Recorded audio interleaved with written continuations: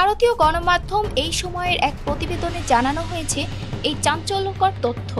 প্রতিবেদনে বলা হয়, আমেরিকার ভার্জিনিয়া থেকে দিল্লিতে এসে মায়ের সঙ্গে ঈদ কাটান জয়। পরদিন আবার যুক্তরাষ্ট্রে ফিরে যান তিনি। তবে জয়ের আকস্মিক দিল্লি সফরের বিষয়ে কোনো ধারণাই ছিল না ভারতের গোয়েন্দা সংস্থার।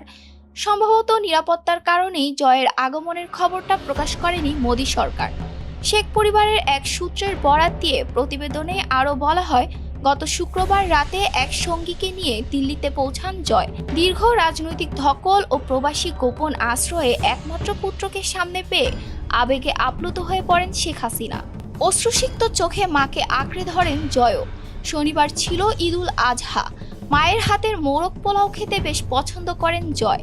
রান্নাঘরে হাঁড়ি হাতা খুন্তি নিয়ে সকাল থেকেই রান্নায় ব্যস্ত হয়ে পড়েন ক্ষমতাচ্যুত প্রধানমন্ত্রী শেখ হাসিনা। দুপুরে জয়ের পাতে তুলে দেন নিজের হাতে রান্না করা ছেলের প্রিয়তম পদটি। সঙ্গে ছিল মাছ, সবজি এবং ডাল। প্রতিবেদনে আরও বলা হয়, গত রমজানের ঈদে দিল্লিতে আসতে পারেনি জয়। তবে জয়ের পছন্দের মোরগ পোলাও রান্না করে দিল্লি থেকে ভার্জিনিয়ায় পাঠিয়েছিলেন শেখ হাসিনা।